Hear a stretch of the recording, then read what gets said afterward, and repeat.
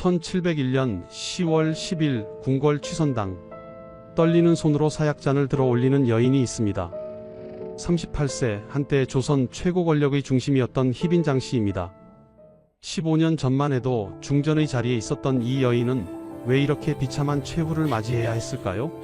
그리고 이 모든 비극은 26년 전 15살 소녀가 궁궐에 발을 들인 그날부터 시작되었습니다. 이 이야기가 궁금하시다면 영상 끝까지 봐주시기 바랍니다. 구독과 좋아요는 이 채널에 큰 힘이 됩니다. 1701년 10월 10일 조선 궁궐 취선당에 차가운 침묵이 흐릅니다. 방 안에는 한 여인이 무릎을 꿇고 앉아 있습니다. 그녀의 이름은 희빈장씨, 나이 38세입니다. 한때 이 나라에서 가장 화려했던 여인, 왕의 총애를 독차지했던 여인, 중전의 자리까지 올랐던 여인이 지금 죄인이 되어 사약을 앞에 두고 있습니다. 내관이 떨리는 손으로 사약상을 들고 들어옵니다. 붉은 빛이 도는 그 독약은 이 여인의 삶을 끝낼 마지막 물건입니다. 희빈장씨는 사약잔을 바라봅니다. 그녀의 눈에는 무엇이 보였을까요? 후회였을까요? 분노였을까요? 아니면 체념이었을까요? 38년의 인생, 그중 26년을 궁궐에서 보낸 이 여인은 지금 무슨 생각을 하고 있을까요? 15년 전만 해도 상황은 완전히 달랐습니다. 1686년 그녀는 소위에 책봉되었습니다. 1688년 그녀는 수기로 승격되었습니다. 1689년 그녀는 왕자를 낳았고 희빈으로 책봉되었습니다. 조선 역사상 중인 출신 서녀가 이토록 높은 자리에 오른 적은 없었습니다. 그녀는 왕의 사랑을 받았고 권력의 정점에 있었습니다. 남인 세력이 그녀를 지지했고 그녀의 아들은 원자로 책봉되었습니다. 심지어 정비였던 인현왕후 민씨가 폐출되는 일까지 일어났습니다. 왕이 정비를 폐위시키고 후궁의 아들을 원자로 삼은 것입니다. 이것은 조선 왕조 역사에서도 전례 없는 일이었습니다. 하지만 권력은 영원하지 않았습니다. 1694년 갑술한국이 일어나면서 모든 것이 뒤집혔습니다. 폐출되었던 인현왕후 민씨가 다시 중전으로 복위되었고 희빈장씨는 다시 후궁의 신분으로 내려앉았습니다. 5년간 누렸던 권력이 하루아침에 무너진 것입니다. 그리고 7년 후인 1701년 복위된 인현왕후가 갑자기 병으로 세상을 떠났습니다. 그녀의 나이 불과 34세였습니다. 그리고 곧바로 무고 사건이 터졌습니다. 궁녀들이 고변했습니다. 희빈장씨가 무당을 불러 인현왕후를 저주했다는 것입니다. 신당이 발견되었고 저주 인형이 발견되었다고 합니다. 증거는 충분했습니다. 아니, 충분해 보였습니다. 국문이 시작되었습니다. 희빈장씨는 신문을 받았습니다. 그녀의 오빠 장희재도 붙잡혀왔습니다. 친정 세력이 몰락했습니다. 재산이 몰수되었습니다. 그리고 1701년 10월 8일 사형이 결정되었습니다. 이틀 후인 10월 10일 사약이 내려졌습니다. 그녀의 아들 13세의 원자가 아버지 숙종에게 어머니를 살려달라고 애원했습니다. 하지만 숙종의 마음은 단호했습니다. 한치의 자비도 없었습니다. 26년 전 15살의 나이로 궁궐에 들어왔던 그 소녀는 이제 38세가 되어 사약을 마셔야 하는 죄인이 되었습니다. 희빈장씨는 천천히 사약잔을 들어 올립니다. 그녀는 무엇을 생각했을까요? 15살에 처음 왕을 만났던 그날을 떠올렸을까요? 22살에 처음 왕의 승언을 입었던 그날을 기억했을까요? 30살에 아들을 낳고 희빈이 되었던 그 순간의 기쁨을 회상했을까요?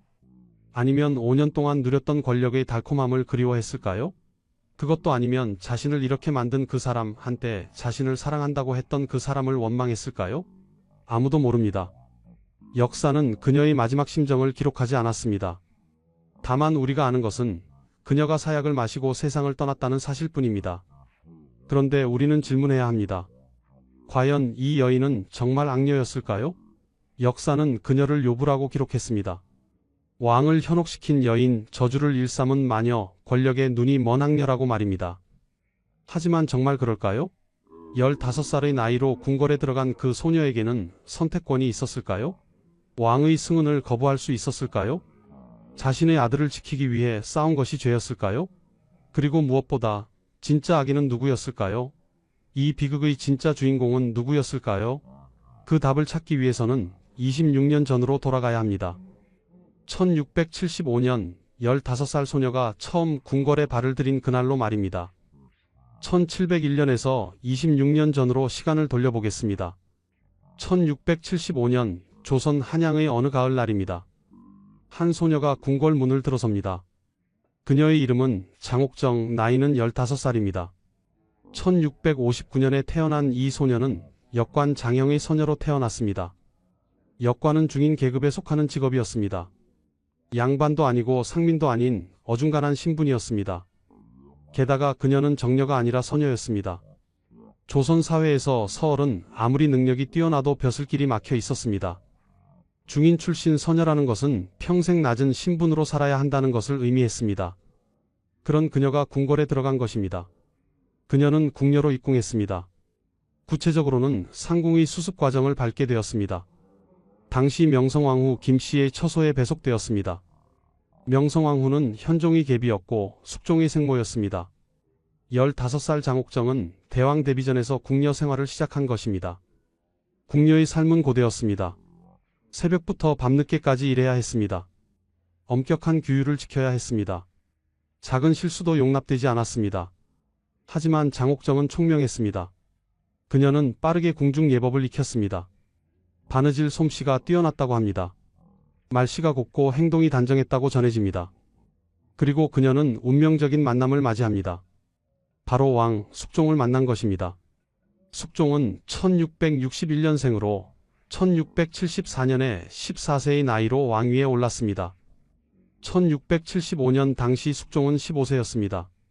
장옥정과 동갑이었습니다. 어린 왕과 어린 궁녀 둘 다 15살이었습니다. 하지만 둘의 위치는 천지 차이였습니다. 한 명은 조선의 왕이었고 한 명은 중인 출신 서녀 궁녀였습니다. 한 명은 모든 것을 명령할 수 있는 자였고 한 명은 모든 것에 복종해야 하는 자였습니다. 그들이 어떻게 만났는지는 정확히 기록되어 있지 않습니다. 다만 숙종이 대왕 데뷔전을 자주 찾았고 그곳에서 장옥정을 보게 되었다고 전해집니다. 젊은 왕의 눈에 총명하고 아름다운 궁녀가 들어온 것입니다. 하지만 이것을 사랑이라고 부를 수 있을까요? 15살 소녀에게 왕의 관심은 어떤 의미였을까요? 그녀는 왕의 마음을 거부할 수 있었을까요? 아니, 거부할 수 있다는 생각 자체를 할 수 있었을까요? 당시 숙종에게는 이미 정비가 있었습니다. 인경왕후 김씨입니다.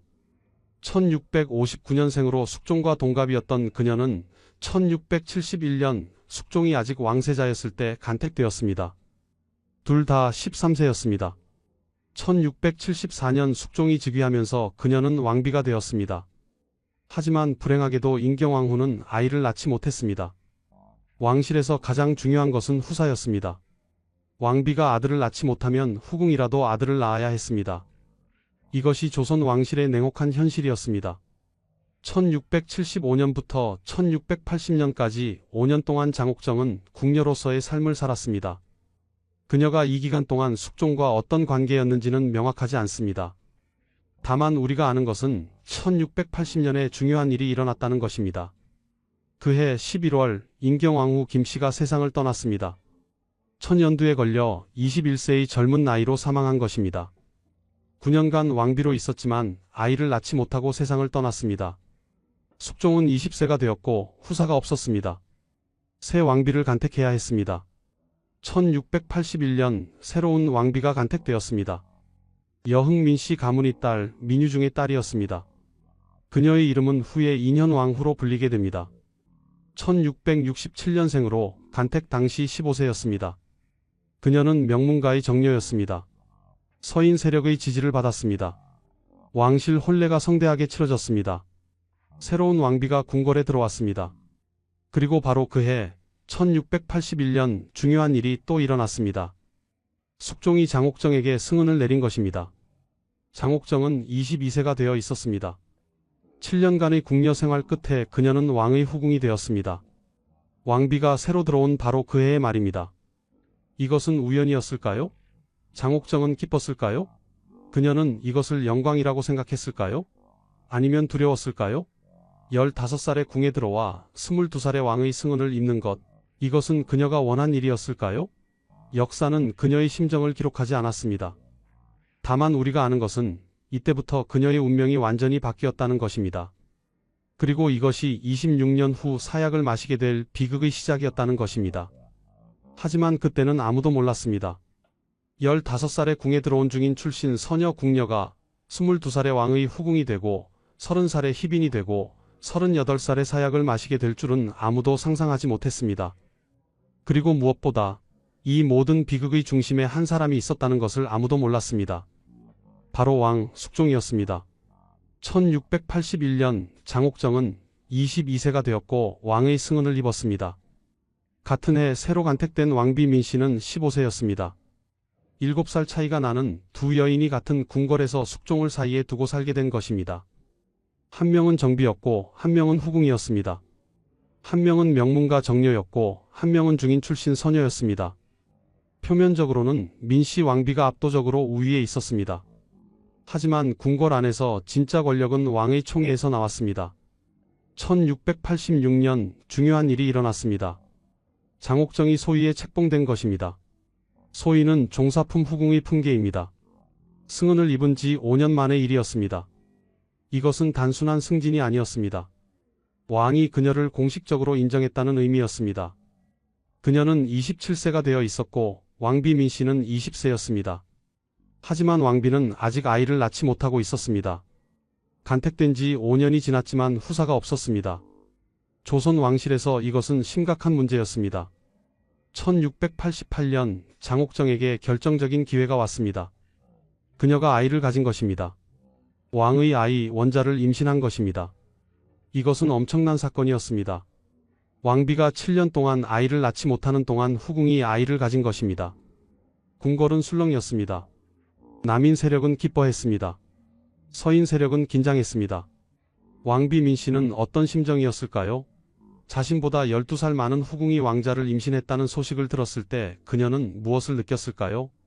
같은 해 장옥정은 수곤으로 승격되었습니다. 임신과 함께 품계가 올라간 것입니다. 그리고 곧이어 수기로 다시 승격되었습니다. 수기는 종이품입니다. 후궁 중에서도 높은 품계였습니다. 장옥정은 빠르게 승진하고 있었습니다. 그리고 1688년 10월 그녀는 아들을 낳았습니다. 훗날 경종이라 불리게 될 왕자 윤이 태어난 것입니다. 숙종은 29세였고 장옥정은 30세였고 왕비 민씨는 22세였습니다. 아들을 낳은 것은 장옥정의 지위를 완전히 바꾸어 놓았습니다. 조선 왕실에서 왕자를 낳은 어머니는 특별한 존재였습니다.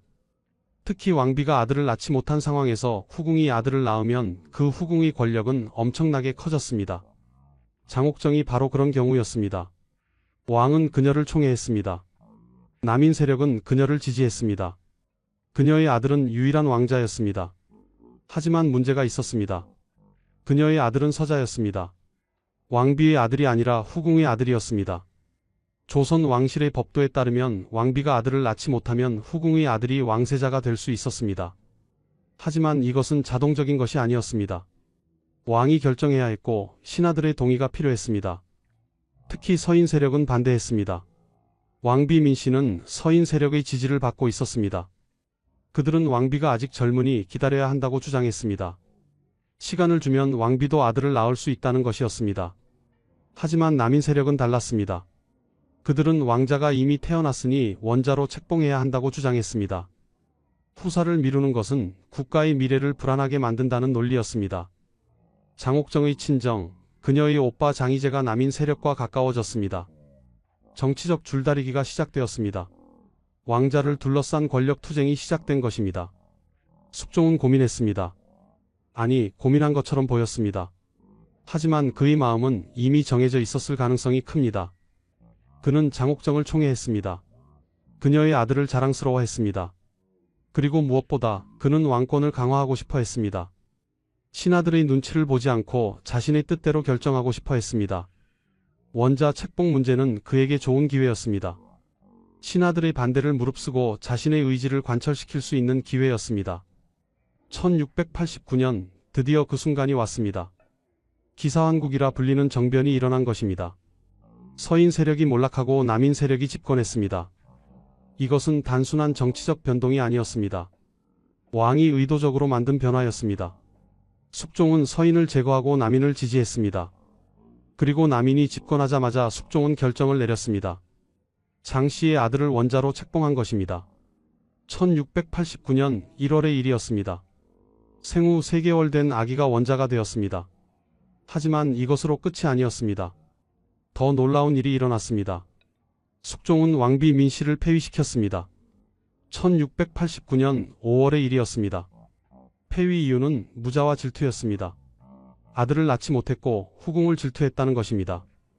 23세의 젊은 왕비가 아무런 잘못도 없이 폐위된 것입니다. 8년간 왕비로 살았던 그녀는 하루아침에 폐비가 되었습니다. 그녀는 궁궐에서 쫓겨났습니다. 사가로 내려가야 했습니다. 조선 역사상 이런 일은 거의 없었습니다. 그리고 같은 해 10월 장옥정은 희빈으로 책봉되었습니다. 희빈은 정일품 후궁입니다. 후궁 중 가장 높은 품계였습니다. 중인 출신 서녀가 15살에 궁녀로 들어온 소녀가 30세에 정일품 희빈이 된 것입니다. 이것은 조선 역사상 전례 없는 일이었습니다. 그녀는 사실상 중전의 지위에 올랐습니다. 왕비는 폐위되었고 그녀의 아들은 원자였고 그녀는 희빈이었습니다. 1689년은 장옥정 아니 희빈 장씨의 인생에서 가장 화려한 해였습니다. 하지만 이것은 동시에 비극의 씨앗이 뿌려진 해이기도 했습니다. 권력의 정점에 오르는 것과 몰락하는 것은 종이 한 장 차이라는 것을 그녀는 아직 몰랐습니다. 1689년은 희빈 장씨에게 꿈같은 해였습니다. 하지만 다른 사람들에게는 악몽이었습니다. 특히 폐위된 왕비 민씨에게는 말입니다. 23세의 젊은 여인이 갑자기 궁궐에서 쫓겨났습니다. 8년간 왕비로 살았던 그녀는 하루아침에 폐비가 되었습니다. 그녀의 잘못은 무엇이었을까요? 아들을 낳지 못한 것, 그것뿐이었습니다. 후궁을 질투했다는 죄목도 붙었지만 이것은 핑계에 불과했습니다. 왕비가 후궁을 좋아할 리가 없는 것은 당연한 일이었습니다. 민씨는 사가로 내려갔습니다.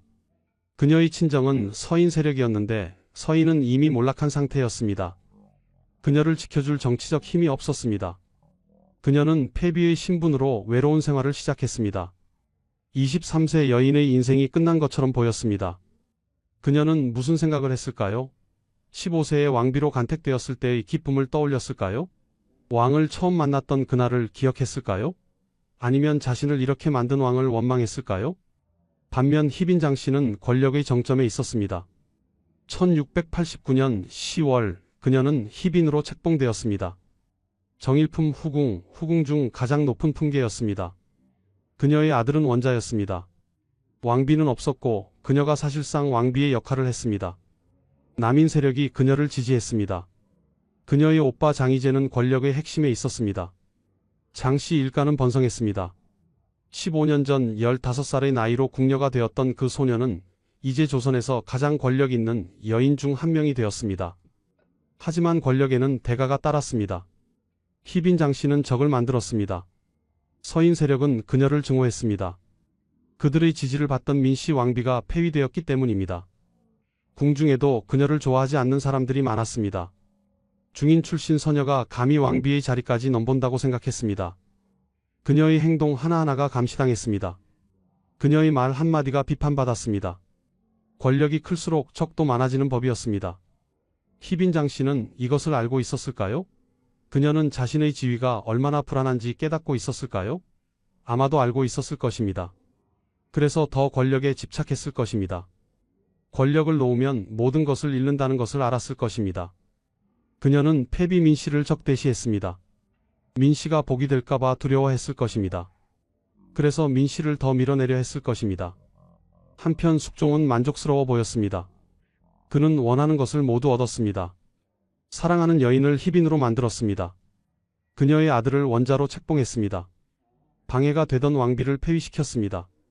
신하들의 반대를 무릅쓰고 자신의 뜻을 관철시켰습니다. 왕권을 강화했습니다.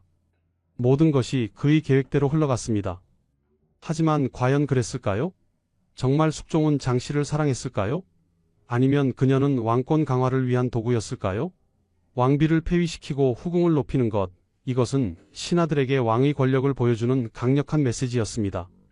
왕은 누구든 올릴 수 있고 누구든 내릴 수 있다는 것을 증명한 것입니다.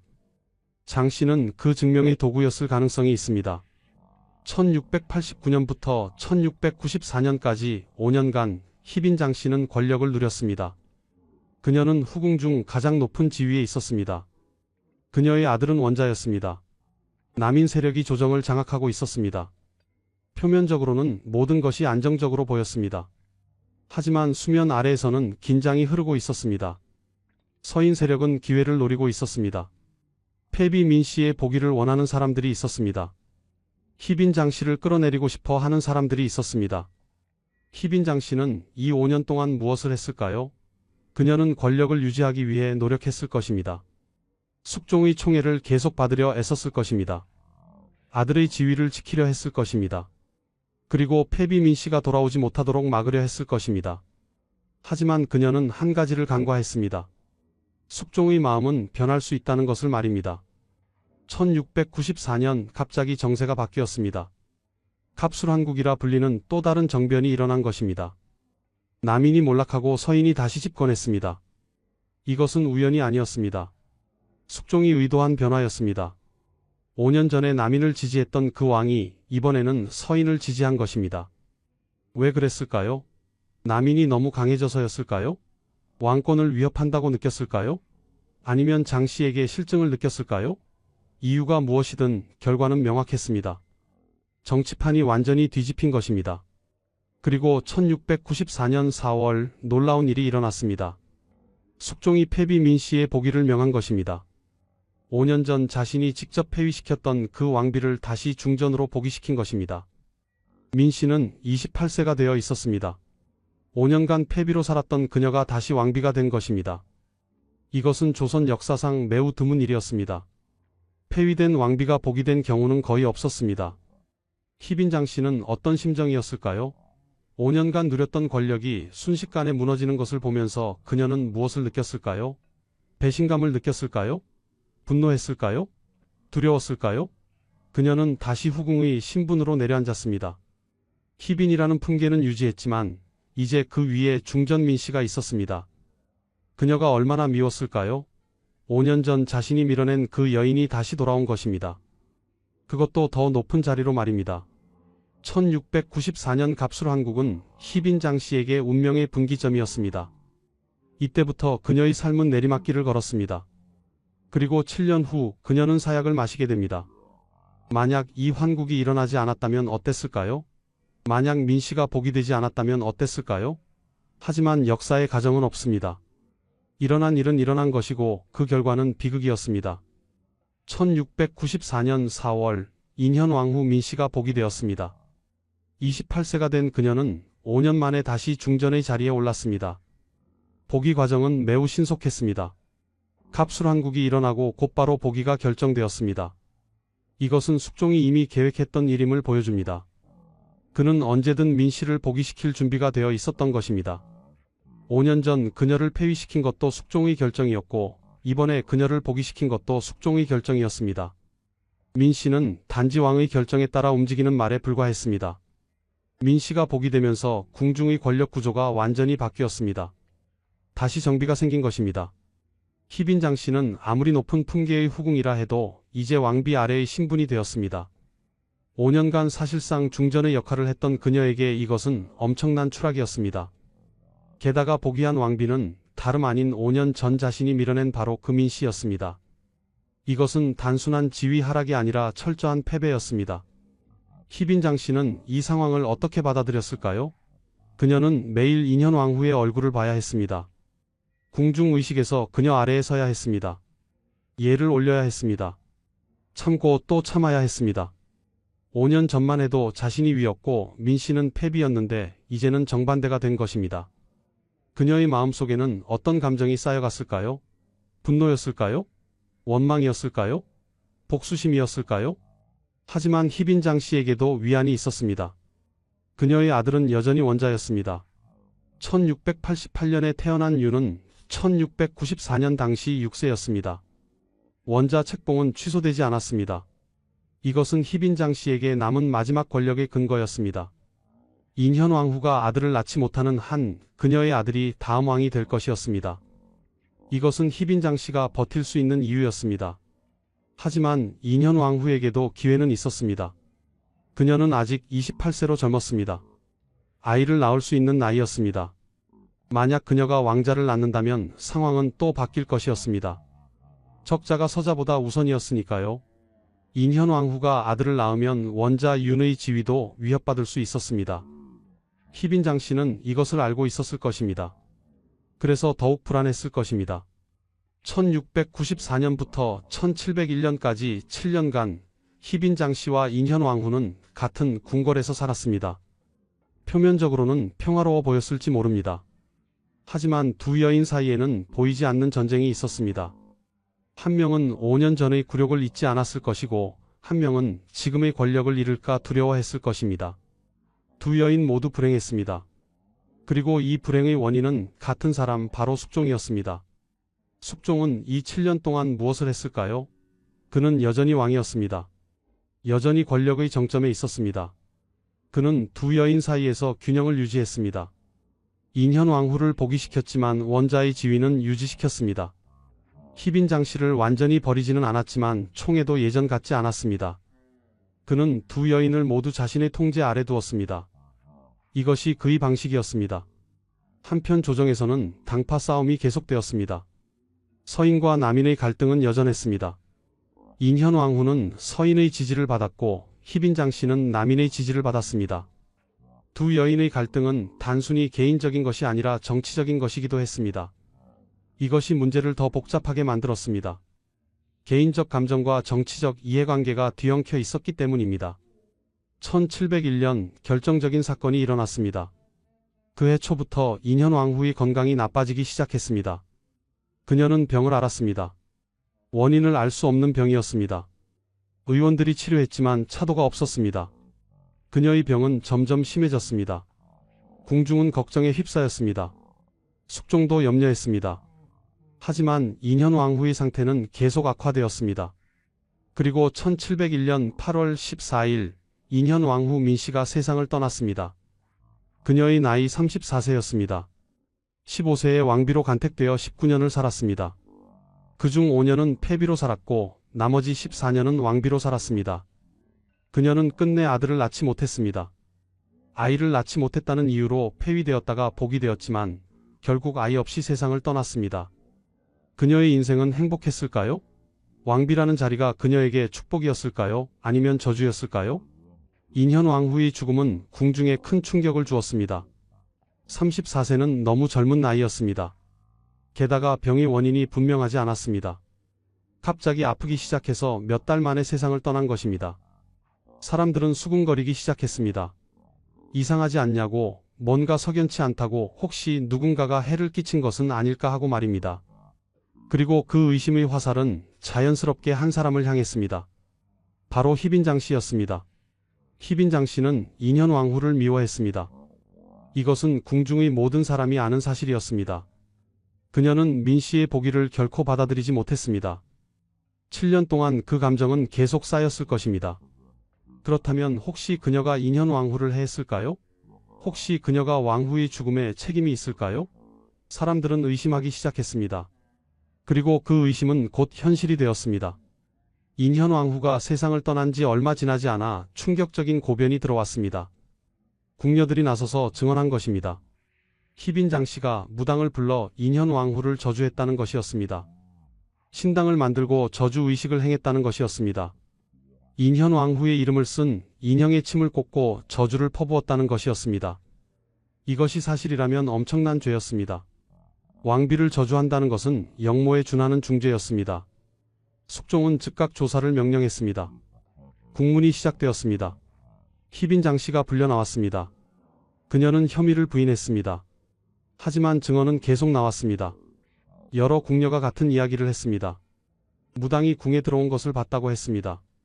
희빈의 처소에서 이상한 의식이 행해지는 것을 봤다고 했습니다. 증거도 나왔습니다. 신당이 발견되었다고 했습니다. 저주 인형이 발견되었다고 했습니다.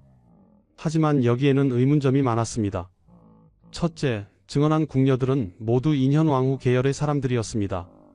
그들은 희빈 장씨를 좋아하지 않았습니다. 그들의 증언이 과연 객관적이었을까요? 둘째, 증거의 출처가 불분명했습니다. 신당과 저주 인형이 정말 발견되었을까요? 아니면 누군가 조작한 것일까요? 셋째, 타이밍이 너무 완벽했습니다. 인현왕후가 죽자마자 곧바로 고변이 들어온 것입니다. 마치 미리 준비된 것처럼 말입니다. 무고 사건일 가능성이 있었습니다. 누군가 희빈장 씨를 제거하기 위해 거짓 증언을 한 것일 수도 있었습니다. 서인 세력은 희빈장 씨를 미워했습니다. 그녀를 없애고 싶어 했습니다. 인현 왕후의 죽음은 그들에게 좋은 기회였습니다.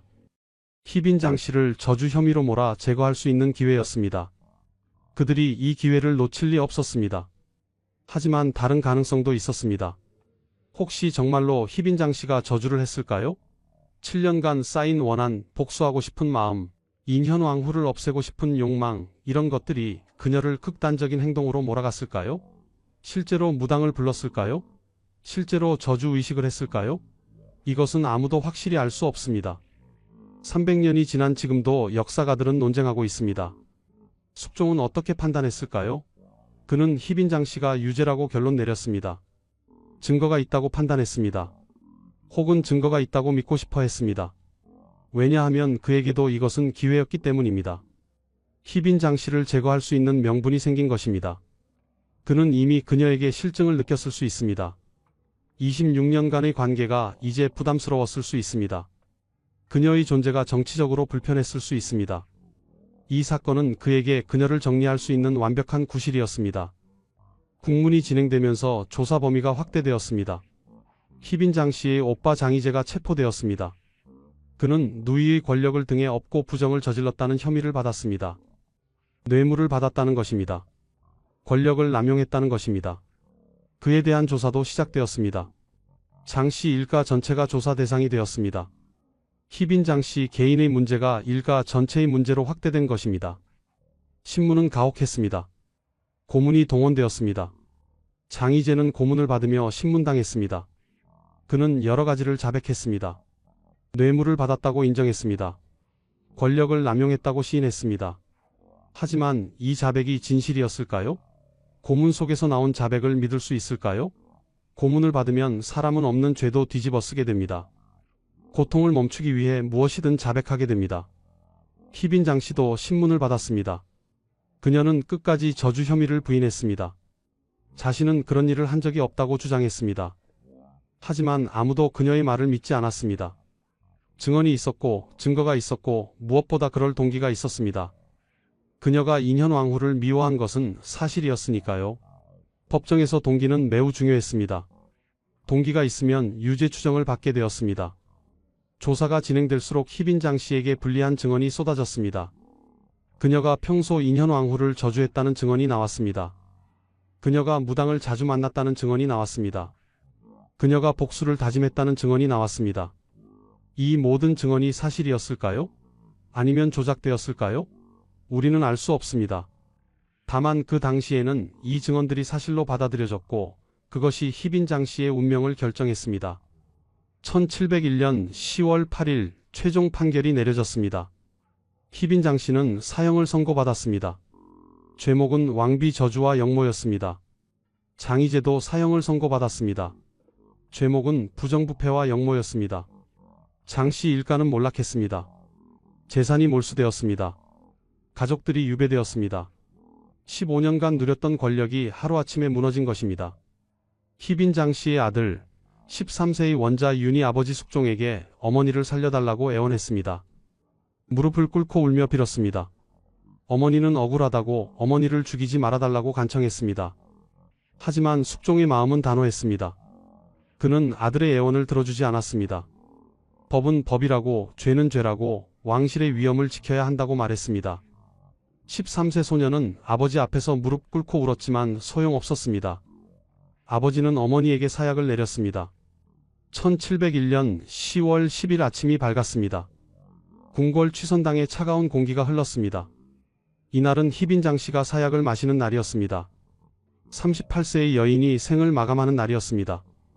15세에 궁에 들어온 지 23년 만에 22세의 숙종의 승언을 입은 지 19년 만에 30세의 희빈이 된 지 12년 만에 그녀의 삶이 끝나는 날이었습니다.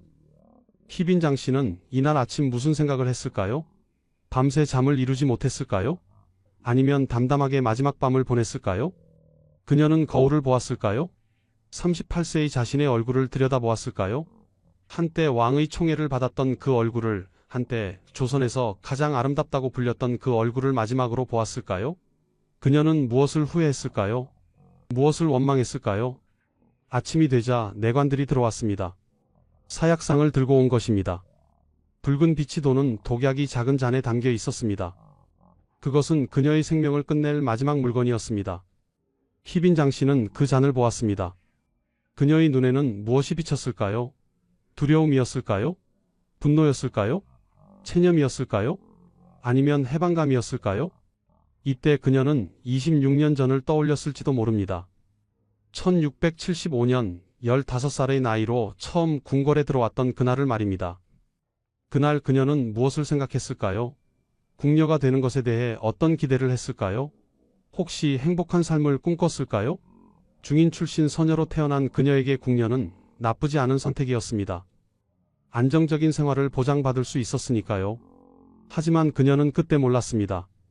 자신이 왕의 눈에 띄게 될 줄은, 왕의 후궁이 될 줄은, 희빈까지 오를 줄은, 그리고 사약을 마시게 될 줄은 꿈에도 몰랐습니다. 그녀는 1681년을 떠올렸을지도 모릅니다. 22살 왕의 승은을 처음 입었던 그 해를 말입니다. 그것은 영광이었을까요? 아니면 공포였을까요? 왕의 승은을 거부할 수 있었을까요? 없었습니다. 왕과 궁녀 사이에 선택권은 없었습니다. 왕이 원하면 궁녀는 따라야 했습니다. 이것이 궁궐의 법도였습니다. 그렇다면 그녀에게 죄가 있을까요? 왕의 명령에 따른 것이 죄일까요? 그녀는 1688년을 기억했을지도 모릅니다. 29살 아들을 낳았던 그 해를 말입니다. 아들을 낳는 순간 그녀는 무엇을 느꼈을까요? 기쁨이었을까요? 안도였을까요? 아니면 이미 불안이었을까요? 왕자의 어머니가 되는 것은 축복이지만 동시에 저주이기도 했습니다. 권력을 얻지만 척도 만들게 되니까요. 왕자를 지켜야 한다는 부담도 생기니까요. 그녀는 그때 알았을까요? 이 아들이 자신의 운명을 결정하게 될 줄을 말입니다. 그녀는 1689년을 추억했을지도 모릅니다. 30살 희빈이 되었던 그 해를 말입니다. 그 해는 그녀 인생의 정점이었습니다. 중인 출신 소녀가 정일품 희빈이 된 것입니다.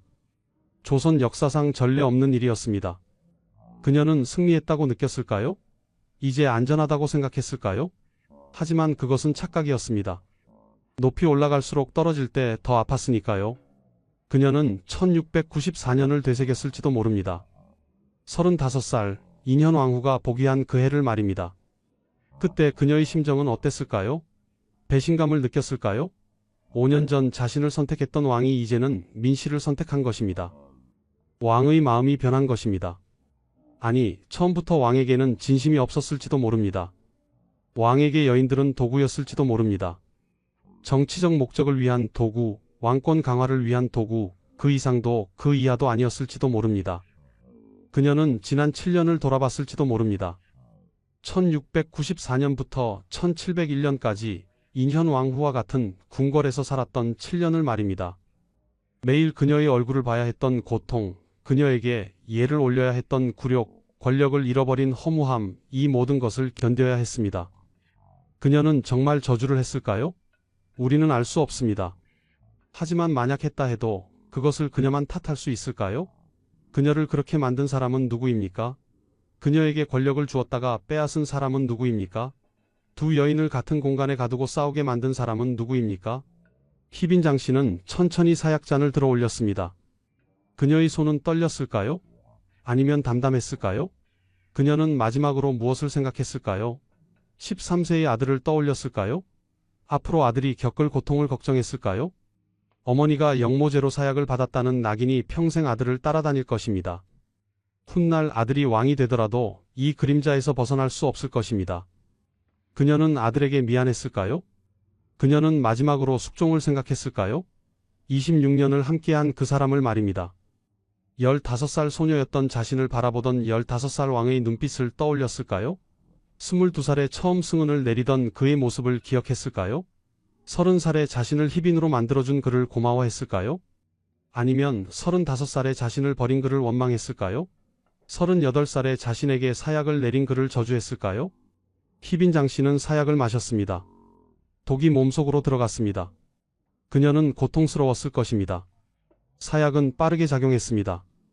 그녀의 의식이 흐려졌습니다. 그녀의 생명이 꺼져갔습니다. 38년의 삶이 끝나가는 순간이었습니다. 그녀의 마지막 생각은 무엇이었을까요? 우리는 영원히 알 수 없습니다. 역사는 그것을 기록하지 않았으니까요. 희빈장 씨가 세상을 떠났습니다. 1659년에 태어나 1701년에 죽었습니다. 42년의 생이 아니라 38년의 생이었습니다. 그녀의 시신은 궁 밖으로 옮겨졌습니다. 희빈이었지만 왕실의 예로 장례를 치르지 못했습니다. 영모죄인으로 죽었기 때문입니다. 그녀는 쓸쓸히 묻혔습니다. 한때 조선 최고 권력의 중심이었던 그녀는 이렇게 비참하게 생을 마감했습니다. 같은 날 그녀의 오빠 장희재도 처형되었습니다. 그는 능지처참을 당했습니다. 사지가 찢기는 극형이었습니다.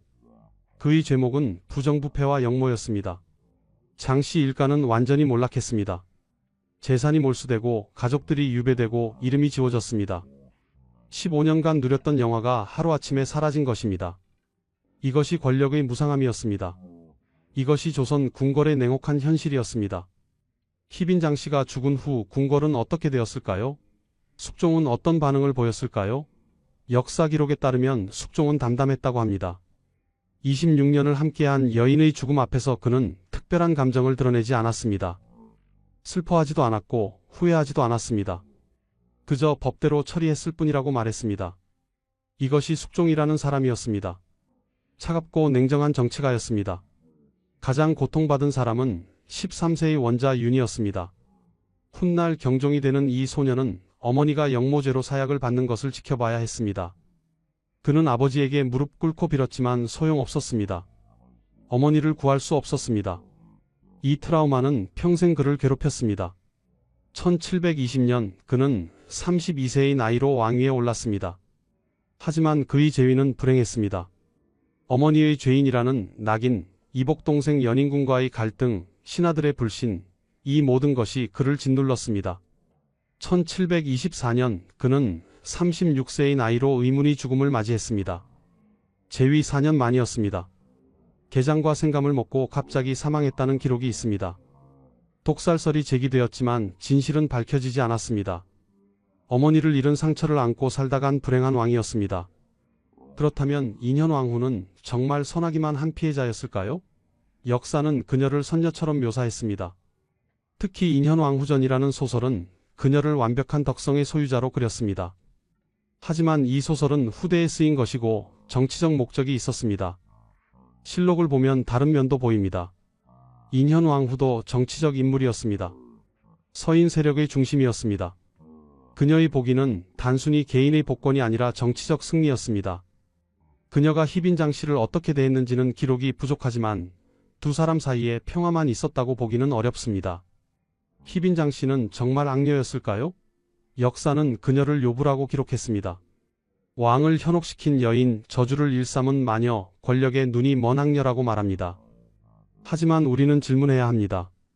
15세의 궁녀가 된 소녀에게 선택권이 있었을까요? 22세의 왕의 승은을 거부할 수 있었을까요? 30세의 희빈이 되는 것을 막을 수 있었을까요? 아들을 지키기 위해 싸운 것이 죄였을까요? 그녀도 희생자였을 가능성은 없을까요?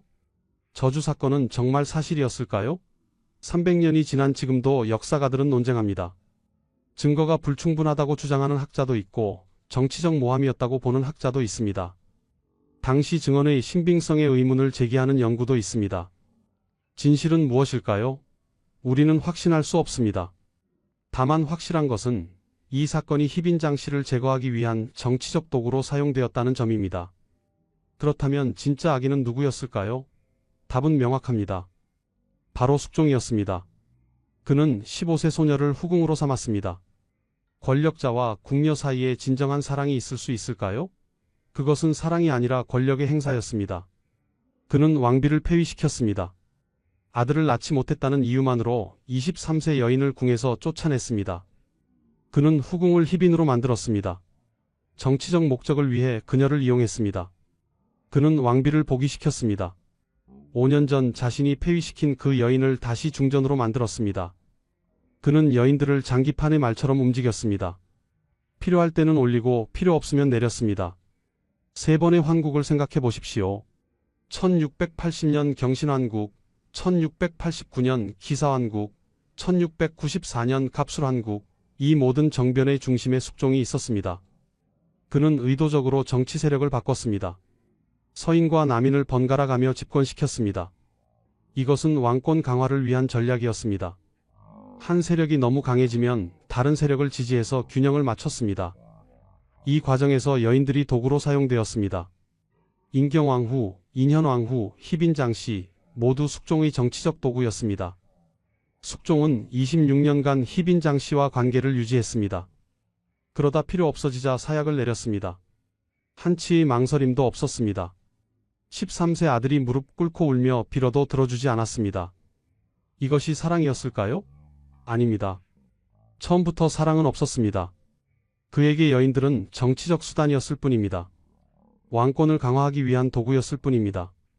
오늘날 우리는 이것을 권력형 성범죄라고 부릅니다. 15세 소녀를 후궁으로 삼는 것, 거부할 수 없는 관계를 강요하는 것, 이것은 명백한 권력 남용입니다. 조선시대에는 합법이었지만 윤리적으로는 문제가 있습니다. 왕이라는 절대 권력, 남성이라는 성별 권력, 상전과 하인이라는 신분 권력, 이 모든 것이 희빈장씨를 압박했습니다. 그녀는 선택할 수 없었습니다. 거부할 수 없었습니다. 이것이 공정한 관계였을까요? 300년이 지난 지금 우리는 이 역사를 다시 봐야 합니다. 희빈장씨는 악녀였을까요? 아니면 피해자였을까요? 인현왕후는 선녀였을까요? 아니면 정치적 인물이었을까요? 이분법적 평가는 진실을 가립니다. 두 여인 모두 불행했습니다. 두 여인 모두 희생자였습니다. 그들을 불행하게 만든 진짜 가해자는 따로 있었습니다. 역사는 승자의 기록입니다. 숙종은 왕이었으므로 그의 관점에서 역사가 쓰였습니다. 희빈장씨는 악녀로 기록되었고 숙종은 명군으로 평가받았습니다. 하지만 이것이 정말 공정한 평가일까요? 우리는 다시 질문해야 합니다. 15세 소녀를 후궁으로 삼은 것은 누구의 책임입니까? 두 여인을 같은 궁궐에 가두고 싸우게 만든 것은 누구입니까? 26년간 관계를 유지하다 필요 없어지자 사약을 내린 것은 누구입니까? 권력은 영원하지 않습니다. 숙종의 권력도 그가 죽으면서 끝났습니다. 하지만 그가 만든 비극의 상처는 남았습니다. 경종의 불행한 삶, 장씨 일가의 몰락, 인현왕후의 이른 죽음, 이 모든 비극의 책임은 누구에게 있습니까? 역사는 이미 답을 알고 있습니다. 다만 그것을 인정하지 않을 뿐입니다. 오늘 우리가 이 이야기를 다시 보는 이유는 무엇일까요? 과거의 불의를 바로잡기 위해서입니다. 희생자의 목소리를 듣기 위해서입니다. 권력의 본질을 이해하기 위해서입니다.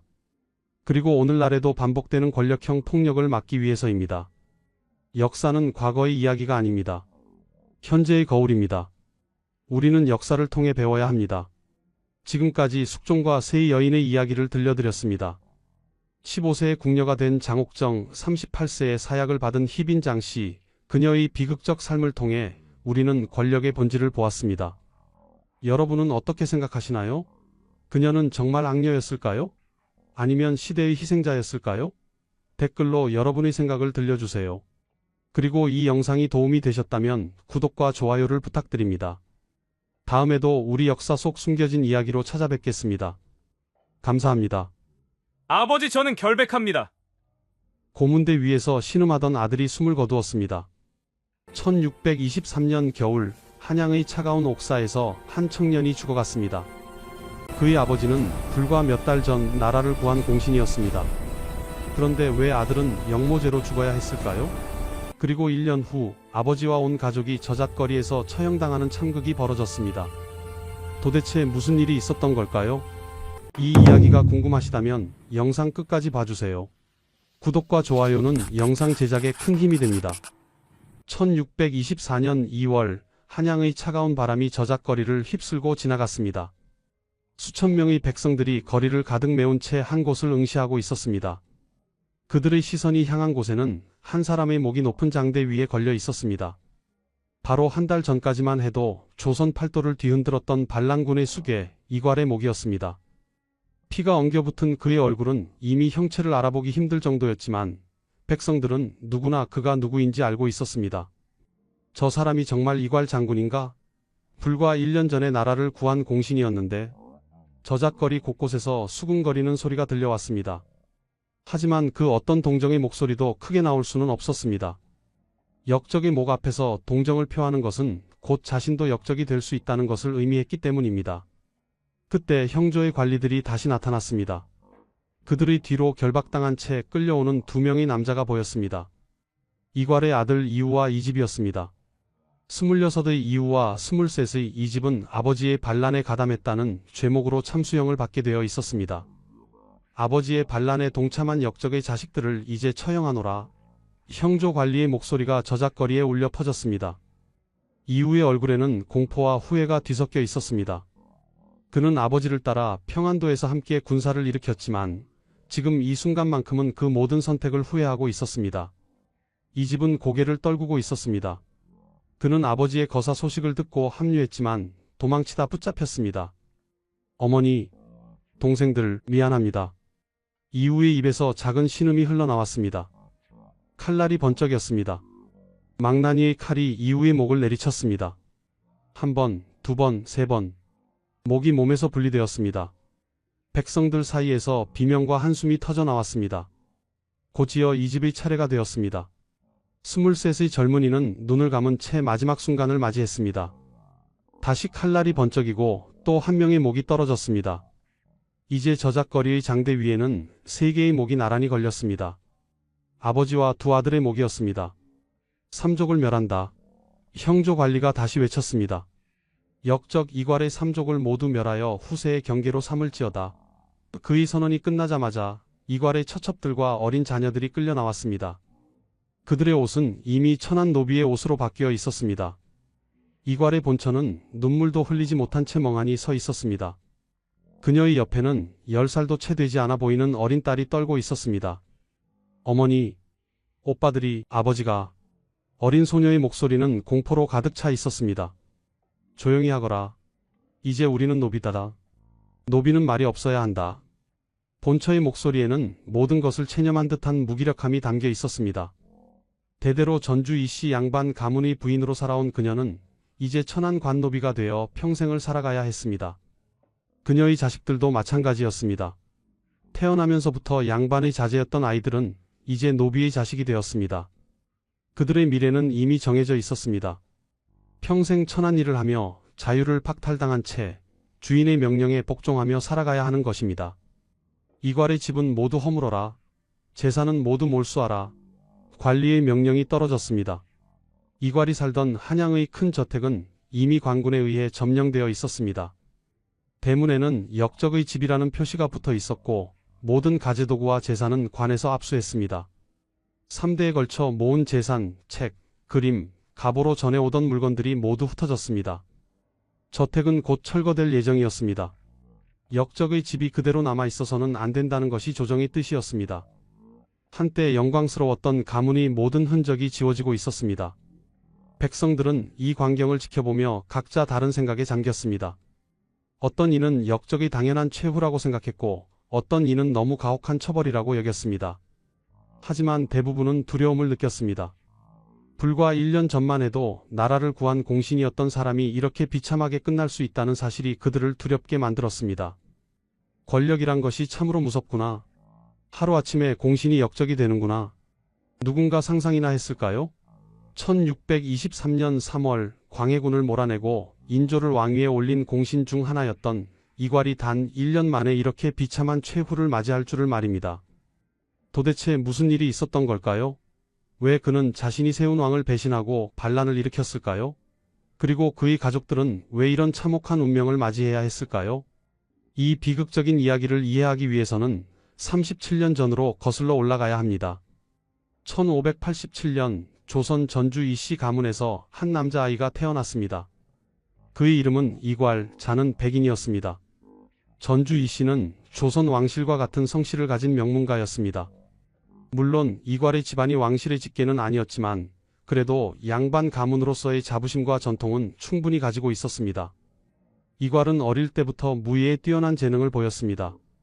글 공부보다는 칼과 활을 더 좋아했던 그는 무과를 준비하며 청년기를 보냈습니다. 당시 조선에서 무신으로 출세하는 것은 문신만큼 쉽지 않았지만 이괄은 자신의 길을 확신하고 있었습니다. 1592년 이괄이 25살이 되던 해에 임진왜란이 발발했습니다. 조선 팔도가 왜군의 침략으로 아비규환에 빠졌을 때 이괄은 의병으로 전쟁에 참여했습니다. 그는 여러 전투에서 용맹을 떨쳤고 특히 기병을 이끄는 데 뛰어난 능력을 보였습니다. 7년간 이어진 전쟁 동안 이괄은 실전 경험을 쌓았고 전술과 병법에 대한 깊은 이해를 갖추게 되었습니다. 전쟁이 끝난 후 그는 정식으로 묵과에 급제하여 조선의 무신으로 자리를 잡았습니다. 이괄의 명성은 서서히 높아졌습니다. 그는 북방의 여진족과의 교전에서도 여러 번 공을 세웠고 조정에서도 그의 능력을 인정하기 시작했습니다. 1600년대 초반 이괄은 이미 상당한 지위에 올라 있었습니다. 그는 여러 차례 변방의 중요한 군사 직책을 맡았고 군사들 사이에서도 존경받는 장수로 알려져 있었습니다. 이 시기 이괄은 결혼을 하고 아들들을 낳았습니다. 장남 이전, 차남 이후, 삼남 이집이 그들이었습니다. 이괄은 자식들을 엄격하게 키웠습니다. 특히 장남 이전에게는 큰 기대를 걸고 있었습니다. 너는 이 가문의 장남이다. 아비보다 더 큰 사람이 되어야 한다. 이괄은 늘 이전에게 이렇게 말했습니다. 이전은 아버지의 기대에 부응하려 노력했고 무예뿐만 아니라 학문에도 힘썼습니다. 그러나 조선의 정치 상황은 점점 복잡해지고 있었습니다. 광해군이 즉위한 후 조정은 대북파와 서인파의 당쟁으로 혼란스러웠습니다. 광해군은 대북파를 중심으로 정치를 펼쳤고 임목대비를 폐위시키고 영창대군을 죽이는 등 강경한 정책을 폈습니다. 이런 상황에서 많은 신하들이 불만을 품고 있었습니다. 이괄도 광해군의 정치에 완전히 동의하지는 않았지만 그는 무신으로서 자신의 임무에 충실했습니다. 그는 정치보다는 군사 문제에 집중했고 북방의 국경 방어에 힘썼습니다. 하지만 조선의 정치 격변은 곧 그의 운명도 바꾸어 놓게 될 것이었습니다. 1623년 초 비밀스러운 모임들이 한양 곳곳에서 열리고 있었습니다. 서인 세력을 중심으로 광해군을 폐위시키고 능양군 훗날의 인조를 왕위에 올리려는 계획이 진행되고 있었던 것입니다. 이 계획의 핵심 인물들은 김유, 이귀, 김자점 등이었습니다. 하지만 이들에게는 한 가지 큰 문제가 있었습니다. 군사력이 부족했던 것입니다. 아무리 명분이 있어도 실제로 궁궐을 점령하고 광해군을 폐위시키려면 강력한 군사력이 필요했습니다. 이때 이들의 눈에 들어온 사람이 바로 이괄이었습니다. 이괄은 당시 훈련도감의 중요한 직책을 맡고 있었고 군사들 사이에서 큰 영향력을 가지고 있었습니다. 이괄 장군, 이제는 결단을 내려야 할 때입니다. 김유가 이괄을 찾아와 말했습니다. 광해군의 폭정은 더 이상 참을 수 없습니다. 임목대비를 폐위시키고 영창대군을 죽였습니다. 이것이 과연 임금이 할 일입니까? 이괄은 고민에 빠졌습니다. 반정에 참여한다는 것은 목숨을 거는 일이었습니다. 성공하면 공신이 되지만 실패하면 역적이 되어 삼족이 멸문당할 것이었습니다. 하지만 이괄은 결국 반정에 참여하기로 결심했습니다. 그에게도 광해군의 정치가 옳지 않다는 확신이 있었고 무엇보다 이것이 출세할 수 있는 기회라고 생각했습니다. 좋습니다. 함께 하겠습니다. 군사는 제가 맡겠습니다. 이괄의 이 한마디로 반정의 성공 가능성은 크게 높아졌습니다. 1623년 3월 12일 밤 드디어 거사일이 다가왔습니다. 이괄은 자신이 지휘하는 군사들을 이끌고 은밀히 움직였습니다.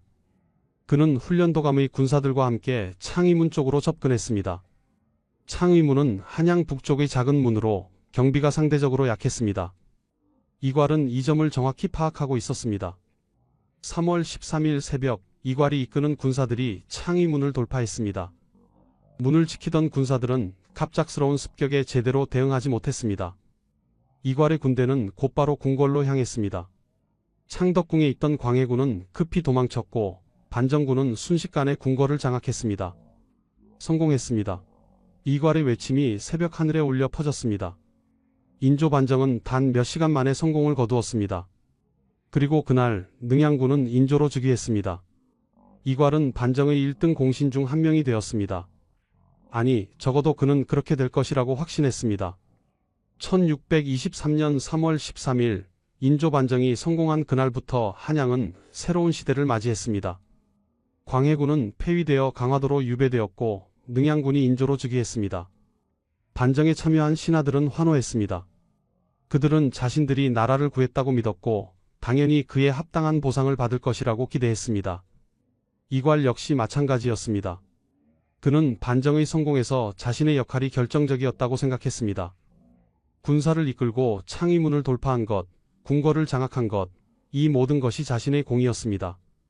이번에는 분명히 1등 공신이 될 것이다. 이괄은 가족들에게 이렇게 말했습니다. 우리 가문은 이제 조선 최고의 공신 가문이 될 것이다. 하지만 현실은 이괄의 기대와 달랐습니다. 1623년 4월 인조는 반정 공신을 책봉했습니다. 1등 공신에는 김유, 이귀, 김자점 등 서인 세력의 핵심 인물들이 이름을 올렸습니다. 그리고 이괄의 이름은 2등 공신 명단에 있었습니다. 이괄이 공신 명단을 확인한 순간 그의 얼굴은 굳어졌습니다. 2등 공신이라고? 그는 자신의 눈을 의심했습니다. 내가 군사를 이끌었는데, 내가 창의문을 돌파했는데 2등 공신이라고? 이괄의 가슴 속에서 분노가 치솟았습니다. 하지만 그는 참았습니다. 겉으로는 공신 책봉을 감사히 받아들이는 척했습니다. 신은 황공하옵니다. 폐하의 은혜에 감사드립니다. 이괄은 인조 앞에 엎드려 절을 했습니다. 하지만 그의 마음속에서는 이미 불만이 자라나고 있었습니다. 공신 책봉식이 끝난 후 이괄은 1등 공신들을 바라보았습니다. 김유, 이귀, 김자점. 그들은 모두 문신들이었습니다. 물론 반정을 계획하고 주도한 것은 그들이었습니다. 하지만 실제로 목숨을 걸고 군사를 이끈 것은 자신이었습니다. 문신들끼리 서로 챙기는구나. 이괄은 쓴 웃음을 지었습니다. 무신은 아무리 공을 세워도 인정받지 못하는구나. 이괄의 주변 사람들도 그의 불만을 이해했습니다. 장군, 너무 부당한 일입니다. 장군의 공이 없었다면 반정은 불가능했을 것입니다. 하지만 이괄은 참고 또 참았습니다. 아직은 때가 아니라고 생각했습니다. 언젠가는 자신의 진가가 인정받을 것이라고 믿었습니다. 그러나 조정의 분위기는 점점 더 이괄에게 불리하게 돌아갔습니다. 1등 공신들은 조정의 요직을 차지했고 막강한 권력을 행사했습니다. 반면 이괄은 상대적으로 소외되었습니다. 회의에서 그의 의견은 자주 무시되었고 중요한 결정에서 배제되는 경우가 많았습니다. 이괄은 무신일 뿐이다. 군사 문제나 맡기면 된다. 조정 대신들 사이에서 이런 말들이 오갔습니다. 이괄은 이런 소문들을 들었고 그때마다 가슴속에 불만이 쌓여갔습니다. 하지만 그는 여전히 참았습니다. 자신이 무신이기 때문에 이런 대우를 받는 것이라고 스스로를 위로했습니다. 1623년 여름 이괄에게 새로운 임명이 내려졌습니다. 평안도 병사로 임명된 것입니다. 평안도 병사는 중요한 직책이었습니다. 북방의 변방을 지키는 군사 책임자였기 때문입니다. 하지만 이괄에게 이 임명은 좌천처럼 느껴졌습니다. 나를 한양에서 멀리 보내려는 것인가? 이괄은 의심했습니다. 나를 중앙 정치에서 배제하려는 것인가? 실제로 당시 조정의 1등 공신들은 이괄의 영향력이 커지는 것을 경계하고 있었습니다. 이괄은 군사들 사이에서 인기가 높았고 특히 훈련도감의 군사들은 그를 따랐습니다. 이것이 1등 공신들에게는 위협으로 느껴졌습니다. 이괄을 한양에 두면 언젠가 문제가 될 수 있다. 평안도로 보내는 것이 좋겠다. 이런 논의 끝에 이괄의 평안도 병사 임명이 결정된 것입니다. 이괄은 할 수 없이 평안도로 떠났습니다. 떠나기 전 그는 가족들을 모아놓고 말했습니다. 내가 평안도에 가 있는 동안 너희들은 한양에서 잘 지내거라. 특히 이전아, 너는 장남이니 집안을 잘 돌보아야 한다. 27살의 장남 이전은 아버지의 말에 고개를 끄덕였습니다. 아버지, 염려 마십시오. 제가 잘 지키겠습니다. 이괄은 아들의 어깨를 두드려주며 떠났습니다. 그때만 해도 이괄은 이것이 자신과 아들의 마지막 이별이 될 줄 몰랐습니다. 평안도로 부임한 이괄은 군사훈련과 변방 방어에 전념했습니다. 그는 자신의 불만을 일로 풀었습니다. 군사들을 엄격하게 훈련시키고 여진족의 침입에 대비했습니다. 평안도의 군사들은 이괄의 지휘력과 리더십에 감복했습니다. 이괄 장군은 정말 훌륭한 분이시다. 우리 같은 군사들의 고충을 이해해 주신다. 군사들 사이에서 이괄의 인기는 날로 높아졌습니다. 하지만 이괄의 마음속 불만은 사라지지 않았습니다. 밤마다 그는 한양을 생각했습니다. 나는 여기서 무엇을 하고 있는가? 1등 공신들은 한양에서 권력을 누리는데 나는 변방에서 이렇게 지내야 하는가? 참고 또 참았지만 불만은 계속 쌓여만 갔습니다. 1623년 가을 한양에서 충격적인 소식이 전해졌습니다. 이괄의 장남 이전이 영모 혐의로 체포되었다는 것입니다. 무슨 소리인가? 내 아들이 영모를? 이괄은 믿을 수 없었습니다. 급히 한양으로 사람을 보내 상황을 파악했습니다. 전해진 소식은 더욱 충격적이었습니다. 이전은 일부 불만 세력들과 접촉했다는 이유로 영모 혐의를 받고 있었고 이미 국문이 시작되었다는 것입니다. 이것은 나를 겨냥한 것이다. 이괄은 직감했습니다. 1등 공신들이 나를 제거하려고 내 아들을 희생양으로 삼는 것이다. 이괄은 즉시 한양으로 돌아가려 했지만 조정에서는 평안도를 떠나지 말라는 명령을 내렸습니다. 평안도 병사는 직책을 이탈해서는 안 된다. 이괄은 발이 묶인 채 한양의 소식만 기다릴 수밖에 없었습니다. 1623년 12월 한양의 겨울은 유난히 추웠습니다. 의금부 옥사에 갇힌 이전은 추위와 고통에 떨고 있었습니다. 27살의 청년은 불과 며칠 사이에 초췌한 모습으로 변해 있었습니다. 영모 혐의를 받은 그는 연일 가혹한 국문을 받아야 했습니다. 네가 모반을 계획했다는 증거가 있다. 자백하라. 국문관들이 소리쳤습니다. 소인은 결백합니다. 소인은 그 어떤 모반과도 관련이 없습니다. 이전은 필사적으로 부인했습니다. 하지만 국문관들은 그의 말을 믿지 않았습니다. 내 아버지 이괄이 조정에 불만을 품고 있다는 것을 우리는 안다. 그리고 너는 내 아버지의 뜻을 받들어 영모를 꾸민 것이다. 아닙니다. 아버지는 충신이시고 소인도 역시. 이전의 변명은 매질 소리에 묻혀버렸습니다. 고문이 시작되었습니다. 조선시대의 국문은 잔혹하기로 유명했습니다. 특히 영모죄는 가장 중대한 죄였기 때문에 국문도 더욱 가혹했습니다. 이전의 다리에 형틀이 끼워졌습니다. 으윽. 뼈가 부서지는 듯한 고통에 이전은 신음했습니다. 자백하라. 누가 너와 함께 모반을 계획했느냐? 소인은 정말 모릅니다. 이전의 목소리는 점점 약해졌습니다. 며칠이 지나도 이전은 자백하지 않았습니다. 그는 정말로 영모와 관련이 없었기 때문입니다. 하지만 국문관들은 그를 믿지 않았습니다. 더 강하게 문초하라. 명령이 떨어졌습니다. 고문은 더욱 심해졌습니다. 이전의 몸은 상처투성이가 되었습니다. 그는 물도 제대로 마시지 못했고 음식도 거의 먹지 못했습니다. 추운 겨울 차가운 옥사 바닥에서 그는 서서히 죽어가고 있었습니다. 아버지, 소인은 정말 결백합니다. 이전은 의식이 흐려지는 가운데에도 계속 자신의 결백을 주장했습니다. 하지만 아무도 그의 말을 들어주지 않았습니다. 옥사를 지키는 하급 관리들조차 동정의 눈빛을 보내지 않았습니다. 영모 죄인에게 동정을 보이는 것은 자신도 위험해질 수 있는 일이었기 때문입니다. 1623년 12월 어느 날 밤, 이전은 더 이상 버틸 수 없었습니다. 고문으로 인한 상처, 추위, 그리고 굶주림이 그의 몸을 망가뜨렸습니다. 어머니, 동생들, 죄송합니다. 이전의 마지막 말이었습니다. 그의 숨이 점점 약해지더니 결국 멈추었습니다. 27살의 젊은 나이에 이전은 옥사에서 죽었습니다. 다음 날 아침, 옥리가 이전의 시신을 발견했습니다. 죽었습니다. 담담한 보고였습니다. 영모 죄인의 죽음은 특별한 일이 아니었습니다. 이전의 시신은 허름한 거적으로 덮여 가족에게 전달되었습니다. 한양에 있던 이괄의 아내는 아들의 시신을 받아들고 통곡했습니다. 이전아, 내 아들아. 그녀의 울음소리가 집안을 가득 채웠습니다. 차남 이우와 삼남 이집도 형의 시신 앞에서 눈물을 흘렸습니다. 형님은 아무 잘못도 없으셨는데. 이우는 주먹을 불끈 쥐었습니다. 이것은 부당합니다. 형님은 결백하셨습니다. 하지만 그들은 아무것도 할 수 없었습니다. 영모 죄인의 가족이라는 낙인이 이미 그들에게 찍혀 있었기 때문입니다. 이전의 장례는 조촐하게 치러졌습니다. 영모 죄인은 제대로 된 장례를 치를 수도 없었습니다. 그의 묘는 한양 외곽의 허름한 곳에 만들어졌습니다. 평안도에 있던 이괄에게 아들의 죽음 소식이 전해진 것은 며칠 후였습니다. 사람을 통해 소식을 들은 이괄은 그 자리에 주저앉았습니다. 이전이 죽었다고?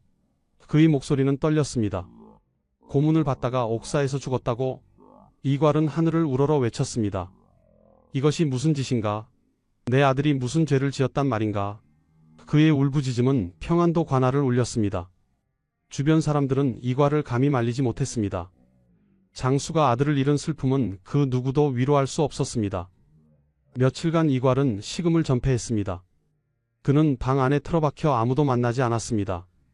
그의 마음속에서는 슬픔과 분노가 소용돌이쳤습니다. 내 아들은 결백했다. 아무 죄도 없었다. 하지만 그들은 내 아들을 죽였다. 왜? 나를 겨냥하기 위해서다. 1등 공신들은 나를 두려워했다. 그래서 내 아들을 희생양으로 삼은 것이다. 이괄의 머릿속에서 생각들이 끝없이 맴돌았습니다. 그리고 그 생각들은 점점 한 가지 결론으로 모아지고 있었습니다. 나는 더 이상 참을 수 없다. 내 아들의 원한을 갚아야 한다. 그들에게 복수해야 한다. 이괄은 며칠 후 다시 모습을 드러냈습니다. 하지만 그의 눈빛은 이전과 달랐습니다. 차갑고 날카로운 눈빛이었습니다. 그는 다시 군사훈련을 지휘하기 시작했습니다. 하지만 이제 그의 목적은 달라져 있었습니다. 군사들을 훈련시키는 것은 변방을 지키기 위해서가 아니었습니다. 그것은 복수를 위한 준비였습니다. 장군님, 괜찮으십니까? 부하 장수 한 명이 조심스럽게 물었습니다. 괜찮다. 이괄의 대답은 짧았습니다. 아니, 괜찮지 않다. 하지만 곧 모든 것을 바로잡을 것이다. 부하 장수는 이괄의 말뜻을 정확히 이해하지 못했습니다. 하지만 무언가 큰 일이 일어날 것이라는 예감은 들었습니다. 이괄은 밤마다 혼자 계획을 세웠습니다. 평안도에는 1만 명이 넘는 군사가 있다. 이들은 나를 따른다. 이 군사를 이끌고 한양으로 진격한다면 1등 공신들을 제거하고 인조에게 내 억울함을 호소할 수 있을 것이다. 아니, 어쩌면 인조도 바꿀 수 있을지도 모른다. 이괄의 생각은 점점 더 대담해졌습니다. 처음에는 단지 1등 공신들에게 복수하려는 것이었습니다. 하지만 점점 더 큰 야망이 그의 마음속에 자리 잡기 시작했습니다. 내가 왕을 세웠다. 그렇다면 왕을 바꿀 수도 있지 않은가? 이괄은 자신도 모르게 역모를 계획하고 있었습니다. 아들의 죽음이 그를 돌이킬 수 없는 길로 이끌고 있었습니다. 1624년 1월 초 평안도는 엄동설한의 추위에 휩싸여 있었습니다. 하지만 이괄의 마음은 추위보다 더 차갑게 식어 있었습니다. 그는 이제 결심을 굳혔습니다. 더 이상 조정의 부당한 대우를 참지 않기로, 아들의 억울한 죽음을 그냥 넘기지 않기로 결심한 것입니다. 이괄은 자신이 믿을 수 있는 부하 장수들을 하나씩 불러 모았습니다. 이들은 모두 이괄과 오랫동안 함께 싸워온 사람들이었고 이괄에 대한 충성심이 깊었습니다. 여러분께 솔직히 말씀드리겠습니다. 이괄이 입을 열었습니다. 저의 아들 이전이 억울하게 죽었습니다. 영모제라는 누명을 쓰고 고문당하다 죽었습니다. 이것은 조정의 1등 공신들이 저를 제거하기 위해 꾸민 일입니다. 부하 장수들은 숨죽이며 이괄의 말을 들었습니다. 그들도 이미 이전의 죽음에 대해 들어서 알고 있었습니다. 장군님의 고통을 저희도 잘 압니다. 한 장수가 말했습니다. 너무나 부당한 일입니다. 저는 더 이상 참을 수 없습니다. 이괄의 목소리에는 결의가 담겨 있었습니다. 저는 한양으로 진군하여 1등 공신들에게 제 아들의 원한을 갚을 것입니다. 그리고 인조 임금께 저의 억울함을 호소할 것입니다. 이괄은 잠시 멈췄다가 다시 말을 이었습니다. 하지만 이것은 위험한 일입니다. 여러분은 저를 따를 필요가 없습니다. 여러분의 가족과 미래를 위해서라도 저를 말릴 수 있습니다. 그러나 부하 장수들은 하나같이 고개를 가로저었습니다. 장군님, 저희는 장군님을 따르겠습니다. 장군님께서 억울하시다면 그것은 곧 우리 모두의 억울함입니다. 무신들은 항상 문신들에게 무시당해 왔습니다. 이제는 우리의 목소리를 내야 할 때입니다. 부하 장수들의 말에 이괄은 고개를 끄덕였습니다. 고맙습니다. 여러분의 충성을 잊지 않겠습니다. 이렇게 해서 반란의 핵심 세력이 형성되었습니다. 이괄과 그의 부하 장수들은 은밀히 거사를 준비하기 시작했습니다. 가장 먼저 해야 할 일은 군사를 모으는 것이었습니다. 평안도 병사 직책을 맡고 있던 이괄은 명목상으로는 약 1만 2천 명의 군사를 지휘할 수 있었습니다. 하지만 실제로 이들을 모두 동원하려면 명분이 필요했습니다. 여진족의 대규모 침입에 대비한다는 명목으로 군사를 소집하십시오. 한 부하가 제안했습니다. 좋은 생각입니다. 이괄은 동의했습니다. 이괄은 평안도 전역에 군사 소집령을 내렸습니다. 여진족이 대규모로 침입할 조짐이 보인다. 모든 군사는 영변으로 집결하라. 명령이 떨어지자 평안도의 군사들이 속속 영변으로 모여들기 시작했습니다. 군사들은 이괄을 신뢰했습니다. 그는 군사들을 아끼고 그들의 고충을 이해해주는 장수였습니다. 또한 실전 경험이 풍부하고 전술에 능했기 때문에 군사들은 그를 따르는 것을 자랑스럽게 여겼습니다. 이괄 장군님께서 우리를 이끄신다면 두려울 것이 없다. 장군님은 임진왜란 때부터 싸우신 분이시다. 군사들 사이에서 이런 말들이 오갔습니다. 며칠 사이에 약 1만 명이 넘는 군사가 영변에 집결했습니다. 이제 이괄에게는 강력한 군사력이 생긴 것입니다. 다음으로 이괄은 군사들에게 진실을 알려야 했습니다. 단순히 여진족과 싸우는 것이 아니라 한양으로 진군한다는 사실을 말해야 했습니다. 1624년 1월 20일 이괄은 집결한 군사들 앞에 섰습니다. 수천 명의 군사들이 그를 바라보고 있었습니다. 장병 여러분, 이괄의 목소리가 울려 퍼졌습니다. 오늘 여러분께 중요한 말씀을 드리겠습니다. 우리는 여진족과 싸우러 가는 것이 아닙니다. 군사들 사이에서 웅성거림이 일었습니다. 우리는 한양으로 진군할 것입니다. 이괄의 선언에 군사들은 놀라움을 감추지 못했습니다. 여러분 들으십시오. 이괄은 계속 말했습니다. 조정의 간신들이 나라를 좀먹고 있습니다. 충신을 모함하고 무고한 사람을 죽이고 있습니다. 제 아들 이전도 그들의 음모로 억울하게 죽었습니다. 이괄의 목소리는 떨렸습니다. 우리는 이런 간신들을 제거하고 임금께 진실을 알려야 합니다. 이것은 영모가 아닙니다. 이것은 나라를 바로잡는 일입니다. 이괄의 연설은 군사들의 마음을 움직였습니다. 많은 군사들이 고개를 끄덕였습니다. 그들 중 상당수도 조정의 문신들에 대해 불만을 품고 있었기 때문입니다. 이괄 장군을 따르겠습니다. 장군님과 함께 한양으로 가겠습니다. 군사들의 함성이 터져 나왔습니다. 물론 모든 군사가 찬성한 것은 아니었습니다. 일부 군사들은 이것이 잘못된 일이라고 생각했습니다. 하지만 대세는 이미 기울어져 있었고 반대하는 목소리는 묻혀버렸습니다. 이괄은 군사들의 사기를 더욱 높이기 위해 약속했습니다. 한양에 입성하면 여러분 모두에게 큰 상을 내릴 것입니다.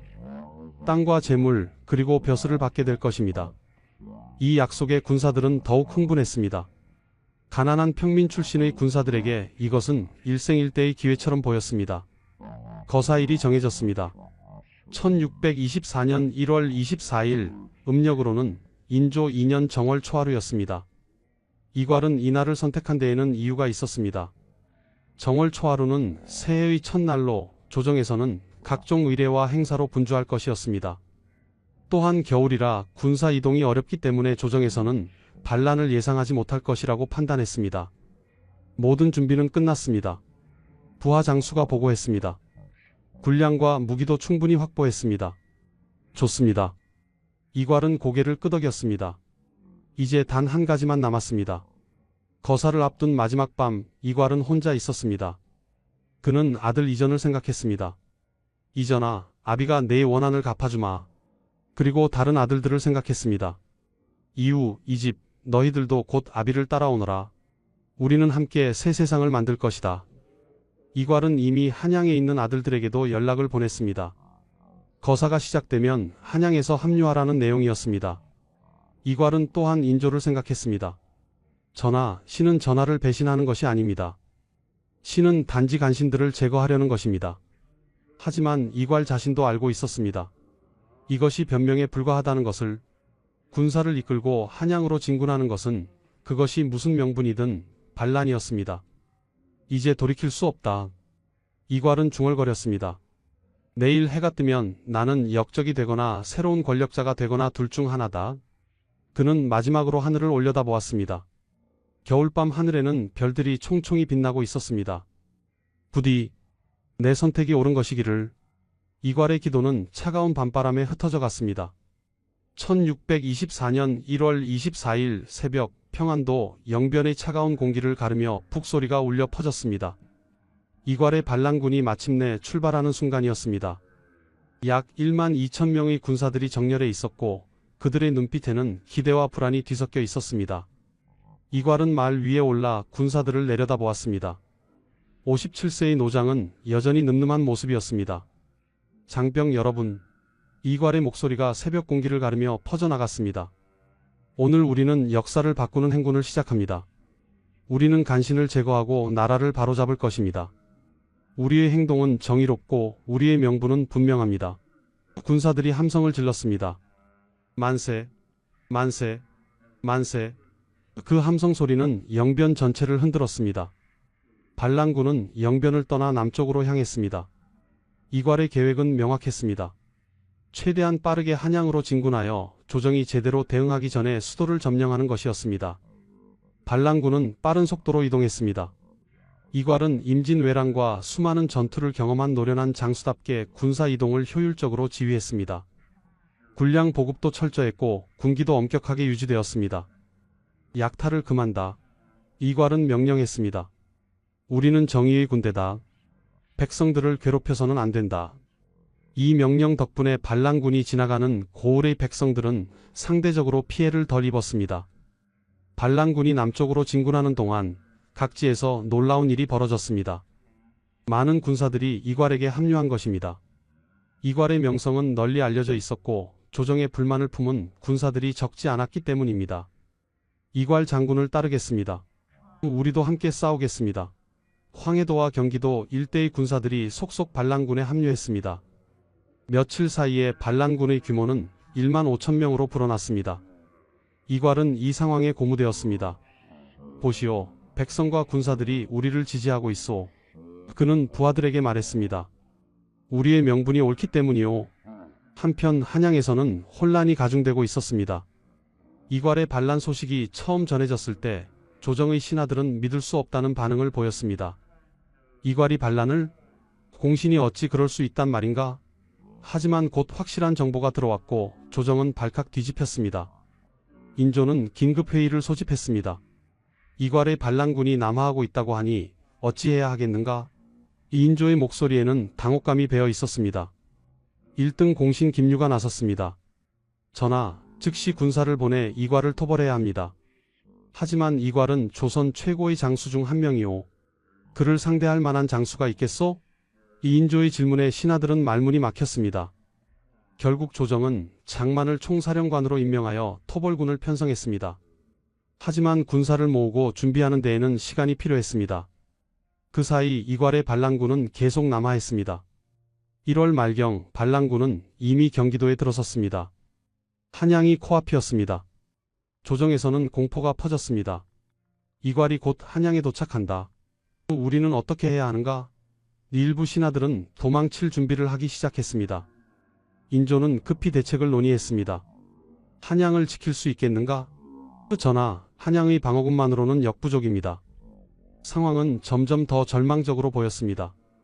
결국 인조는 결단을 내렸습니다. 한양을 버리고 피난하기로 한 것입니다. 짐은 공주로 피난하겠다. 인조의 선언에 조정은 술렁이었습니다. 왕이 수도를 버린다는 것은 곧 국가의 위기를 인정하는 것이었습니다. 1624년 2월 초 인조는 소수의 호위 군사와 신하들만을 데리고 한양을 떠났습니다. 왕이 도망쳤다는 소식은 빠르게 퍼졌고 한양의 백성들은 혼란에 빠졌습니다. 임금님이 도망가셨다. 이제 어찌 되는 것인가? 공포와 불안이 도성을 가득 채웠습니다. 이괄의 반란군이 한양에 도착한 것은 2월 5일경이었습니다. 놀랍게도 한양의 성문은 열려 있었습니다. 인조가 떠난 후 제대로 된 방어 체계가 무너진 것입니다. 성문을 열어라. 이괄의 명령에 따라 반란군은 한양으로 입성했습니다. 거리에는 백성들이 숨죽인 채 지켜보고 있었습니다. 이괄은 군기를 엄정히 하여 약탈을 금지했습니다. 우리는 정의의 군대다. 백성을 해쳐서는 안 된다. 이 조치 덕분에 한양의 백성들은 큰 피해를 입지 않았습니다. 하지만 그들은 여전히 두려워했습니다. 반란군이 수도를 점령했다는 사실 자체가 충격이었기 때문입니다. 이괄은 곧바로 궁궐로 향했습니다. 창덕궁에 들어선 그는 빈 어좌를 바라보았습니다. 인조가 도망갔구나. 이괄은 씁쓸하게 웃었습니다. 내가 왕위에 올린 사람이 나를 두려워하여 도망쳤구나. 이괄은 잠시 어좌 앞에 서 있었습니다. 부하 장수들은 숨죽이며 그를 지켜보았습니다. 장군님, 이제 어찌하시겠습니까? 한 장수가 조심스럽게 물었습니다. 이괄은 대답하지 않았습니다. 그는 무엇을 생각하고 있었을까요? 자신이 왕위에 오를 것을 상상했을까요? 아니면 인조에게 자신의 억울함을 호소할 기회를 놓친 것을 후회했을까요? 한양을 점령한 후 이괄은 한 가지 조치를 취했습니다. 인조의 둘째 형인 흥왕군을 옹립하려 한 것입니다. 흥왕군은 인조와 달리 권력욕이 없는 인물로 알려져 있었습니다. 이괄은 흥왕군을 왕으로 세우고 자신이 실권을 장악하려는 계획을 세웠습니다. 흥왕군을 모셔오라. 이괄의 명령이 떨어졌습니다. 하지만 흥왕군은 이를 거부했습니다. 나는 역적의 괴뢰가 될 수 없다. 흥왕군의 단호한 거절에 이괄은 당황했습니다. 명분을 얻으려던 계획이 틀어진 것입니다. 이괄이 한양을 점령했다는 소식은 전국에 퍼졌습니다. 일부 지방에서는 이괄을 지지하는 움직임도 있었습니다. 하지만 대부분의 조정 신하들과 양반들은 이괄을 역적으로 규정했습니다. 이괄은 반역자다. 그를 토벌해야 한다. 각지에서 근왕군이 조직되기 시작했습니다. 공주로 피난한 인조도 토벌군을 계속 보냈습니다. 장만이 이끄는 관군과 각지의 근왕군이 속속 한양을 향해 모여들었습니다. 이괄의 짧은 승리는 곧 위기로 바뀌기 시작했습니다. 한양에 있던 이괄의 아들 이우와 이집은 아버지에게 합류했습니다. 아버지, 이우가 달려와 절을 했습니다. 아들이 늦었습니다. 늦지 않았다. 이괄은 아들의 어깨를 두드렸습니다. 너희들이 와주어 든든하구나. 이집도 아버지에게 절을 했습니다. 아버지, 형님의 원수를 갚을 수 있게 되었습니다. 그래, 우리는 이전의 원한을 갚을 것이다. 이괄은 두 아들을 바라보며 말했습니다. 하지만 그의 눈빛 어딘가에는 불안이 서려 있었습니다. 그는 이미 알고 있었습니다. 이것이 쉬운 싸움이 아니라는 것을, 그리고 어쩌면 이것이 자신과 아들들의 마지막이 될 수도 있다는 것을. 한양을 점령한 이괄의 반란군이지만 그들의 상황은 결코 안정적이지 않았습니다. 매일같이 불리한 소식들이 들려왔습니다. 전하, 충주에서 관군이 집결하고 있습니다. 각지에서 근왕군이 모여들고 있습니다. 전라도와 경상도에서도 군사를 보내고 있습니다. 부하들의 보고를 들으며 이괄은 점점 초조해졌습니다. 그는 한양을 점령하면 대세가 결정될 것이라고 생각했습니다. 하지만 현실은 달랐습니다. 조정의 신하들은 대부분 인조를 따라 공주로 갔고 백성들도 이괄을 진정한 왕으로 인정하지 않았습니다. 더욱이 흥왕군이 왕위를 거부하면서 이괄은 명분마저 잃었습니다. 반란군 내부에서도 동요가 시작되었습니다. 처음에는 이괄의 말에 고무되어 함께했던 군사들이지만 막상 한양을 점령하고 나니 앞날이 불투명해 보였습니다. 우리가 정말 이길 수 있을까? 전국의 군사가 우리를 토벌하러 온다는데. 군사들 사이에서 불안한 소문이 돌았습니다. 일부 군사들은 몰래 한양을 빠져나가기 시작했습니다. 탈영자의 수가 하루가 다르게 늘어났습니다. 이괄은 군기를 바로잡으려 했지만 쉽지 않았습니다. 탈영자는 엄벌에 처한다. 명령을 내렸지만 그것만으로는 사태를 막을 수 없었습니다. 2월 중순 드디어 관군과의 본격적인 전투가 시작되었습니다. 장만이 이끄는 토벌군이 한양 근처까지 접근한 것입니다. 이괄은 직접 군사를 이끌고 나가 맞서 싸웠습니다. 그는 여전히 뛰어난 장수였고 초반 몇 차례 전투에서는 승리를 거두었습니다. 우리가 이겼다. 반란군은 환호했습니다. 하지만 승리는 오래가지 못했습니다. 관군은 계속해서 증원군을 보냈고 반란군은 점점 지쳐갔습니다. 보급도 문제였습니다. 한양에 있는 식량과 무기는 한정되어 있었고 새로운 보급선을 확보하기도 어려웠습니다. 2월 말경 상황은 급격히 악화되었습니다. 관군이 한양을 포위하기 시작한 것입니다. 사방에서 토벌군이 몰려들었고 반란군은 점점 더 고립되었습니다. 전하, 이제 한양에서 철수하셔야 합니다. 부하 장수가 급히 건의했습니다. 한양에 갇혀 있으면 우리는 전멸할 것입니다. 이괄은 고민에 빠졌습니다. 한양을 버리고 도망친다는 것은 패배를 인정하는 것이었습니다. 하지만 여기서 버티다가는 정말로 전멸할 수도 있었습니다. 철수한다. 이괄은 결국 결정을 내렸습니다. 우리는 평안도로 돌아간다. 그곳에서 재기를 도모한다. 2월 10일 이괄의 반란군은 한양을 버리고 북쪽으로 퇴각하기 시작했습니다. 하지만 퇴각은 혼란스러웠습니다. 관군의 추격이 거세었고 반란군은 계속 패배했습니다. 군사들의 사기는 바닥까지 떨어졌습니다. 이제 끝이다. 우리는 모두 죽을 것이다. 절망이 군대 전체를 뒤덮었습니다. 많은 군사들이 도망쳤고 어떤 이들은 아예 관군에 항복했습니다. 1만 5천 명이었던 반란군은 불과 며칠 사이에 수천 명으로 줄어들었습니다. 2월 12일 이괄의 반란군은 이천 부근까지 후퇴했습니다. 이제 남은 군사는 3천 명도 채 되지 않았습니다. 관군의 추격은 계속되었고 반란군은 더 이상 제대로 싸울 수조차 없었습니다. 아버지, 이제 어찌하시겠습니까? 아들 이유가 물었습니다. 이괄은 대답하지 않았습니다. 그의 얼굴에는 피로와 절망이 가득했습니다. 57세의 노장은 지쳐 있었습니다. 한 달간의 반란, 그리고 끝없는 전투와 퇴각이 그를 망가뜨렸습니다. 형님의 원수를 갚지 못했습니다. 이 집이 비통하게 말했습니다. 우리는 실패했습니다. 2월 13일 아침 이천 부근의 작은 마을에서 이괄과 남은 부하들은 막사에 모여 있었습니다. 분위기는 최악이었습니다. 모두가 이제 끝이라는 것을 알고 있었습니다. 그때 한 부하 장수가 조용히 일어섰습니다. 그의 이름은 기이컨이었습니다.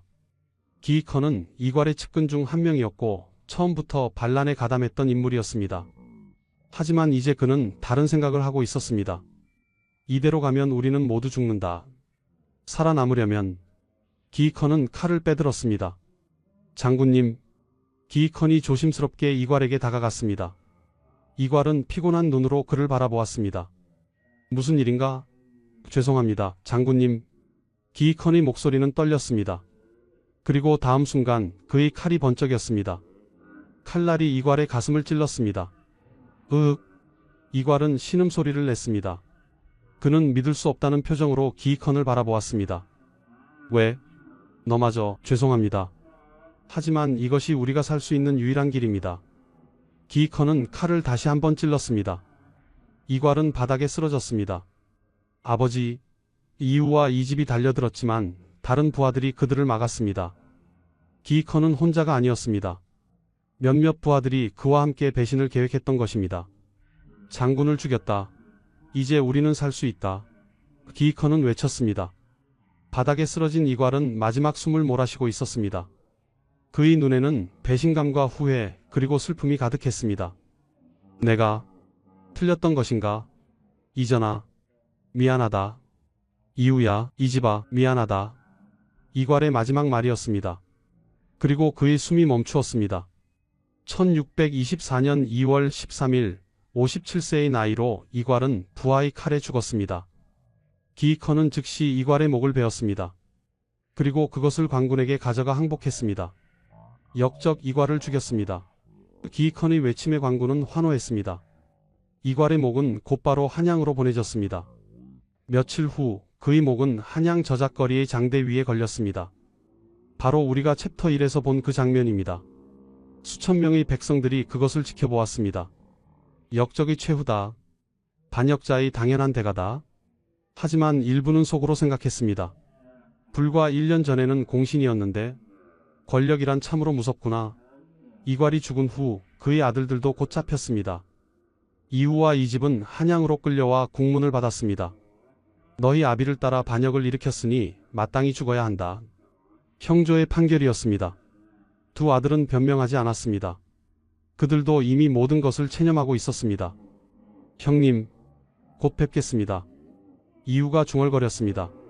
아버지, 저희도 곧 갑니다. 이집도 마지막 말을 남겼습니다. 그리고 챕터 1에서 본 것처럼 그들은 저작거리에서 참수당했습니다. 이제 세 개의 목이 나란히 장대 위에 걸렸습니다. 아버지와 두 아들, 이괄 가문의 남자들이었습니다. 처자식들은 노비로 전락했습니다. 이괄의 본처와 첩들, 그리고 어린 자녀들은 모두 관노비가 되었습니다. 평생 양반의 부인으로 살았던 여인들은 이제 천한 노비가 되어 평생을 살아가야 했습니다. 그들의 자녀들도 마찬가지였습니다. 태어날 때부터 양반의 자제였던 아이들은 이제 대대로 노비의 자손으로 살아가야 했습니다. 이괄의 집은 철거되었고 모든 재산은 몰수되었습니다. 대대로 전해오던 갑오들, 책들, 그림들이 모두 흩어졌습니다. 전주 이씨 이괄 가문의 모든 흔적이 지워졌습니다. 역사에는 단지 역적 이괄이라는 이름만 남게 되었습니다. 1624년 2월 이괄의 난은 약 20일 만에 완전히 진압되었습니다. 조선 조정은 승리를 선언했고 인조는 한양으로 돌아왔습니다. 반란에 가담했던 자들은 모두 엄벌에 처해졌습니다. 주모자들은 처형되었고 협조자들은 유배되었습니다. 조정은 이 사건을 통해 강력한 메시지를 보냈습니다. 반역은 절대 용납되지 않는다. 역적의 대가는 삼족의 멸문이다. 이괄의 가문은 완전히 역사에서 지워졌습니다. 그의 이름은 역적의 대명사가 되었고 후세 사람들은 그를 배신자이자 반역자로 기억하게 되었습니다. 조선 왕조실록에는 이괄의 난에 대한 상세한 기록이 남아 있습니다. 실록은 이괄을 탐욕스럽고 불충한 역적으로 묘사합니다. 이괄은 공신의 서열에 불만을 품고 반역을 일으켰다. 그는 임금의 은혜를 저버리고 나라를 혼란에 빠뜨렸다. 그의 죄는 만세에 용서받을 수 없다. 실록의 기록은 가혹했습니다. 승자가 쓴 역사였기 때문입니다. 이괄의 입장에서 본 억울함이나 분노는 기록되지 않았습니다. 단지 그가 역적이었다는 사실만이 강조되었습니다. 하지만 역사를 조금 더 깊이 들여다보면 다른 질문들이 떠오릅니다. 정말 이괄만이 잘못이었을까요? 공신 서열을 정할 때 조정은 공정했을까요? 이괄이 실제로 군사를 이끌고 창의문을 돌파했는데 그를 2등 공신으로 책봉한 것이 합당했을까요? 이괄의 아들 이전은 정말 역모를 계획했을까요? 아니면 정말로 1등 공신들이 이괄을 제거하기 위해 그의 아들을 희생양으로 삼은 것일까요? 이런 질문들에 대한 명확한 답은 없습니다. 역사 기록은 승자의 입장만을 담고 있기 때문입니다. 당시 조정의 상황을 보면 복잡한 권력 다툼이 있었음을 알 수 있습니다. 인조 반정 이후 공신들 사이에서는 권력 투쟁이 치열했습니다. 1등 공신들은 자신들의 권력을 공고히 하려 했고 그 과정에서 이괄 같은 무신을 견제했을 가능성이 큽니다. 문신 중심의 조선 사회에서 무신은 항상 차별받았습니다. 아무리 큰 공을 세워도 문신만큼 인정받지 못했고 중요한 결정에서 배제되는 경우가 많았습니다. 이괄은 이런 구조적 차별의 희생자였을 수도 있습니다. 또한 이괄 개인의 성격과 판단력에도 문제가 있었습니다. 그는 자신의 불만을 적절히 해소하지 못했습니다. 참고 또 참다가 결국 폭발해버린 것입니다. 만약 그가 더 현명하게 대처했다면 어땠을까요? 조정에서 자신의 입지를 다지고 시간을 두고 영향력을 키워갔다면 아마도 더 나은 결과를 얻었을지도 모릅니다. 하지만 그는 참을성이 부족했고 특히 아들의 죽음 이후에는 이성적 판단력을 잃었습니다. 복수심에 눈이 멀어 돌이킬 수 없는 선택을 한 것입니다. 이괄의 난이 조선 사회에 남긴 영향은 적지 않았습니다. 첫째, 인조 정권은 이 사건을 통해 반대 세력을 숙청하고 권력을 더욱 공고히 할 수 있었습니다. 이괄의 난을 명분으로 많은 사람들이 처벌받았고 조정은 더욱 통제가 강화되었습니다. 둘째, 무신들에 대한 견제가 더욱 심해졌습니다. 이괄의 사례는 무신이 군사력을 기반으로 반란을 일으킬 수 있다는 것을 보여주었고 이후 조정은 무신들의 권한을 더욱 제한했습니다. 셋째, 평안도 지역에 대한 불신이 커졌습니다. 이괄의 난은 평안도에서 시작되었고 많은 평안도 군사들이 가담했습니다. 이후 평안도 출신은 오랫동안 차별과 의심의 대상이 되었습니다. 그렇다면 이 이야기가 우리에게 주는 교훈은 무엇일까요? 첫째, 권력은 영원하지 않다는 것입니다.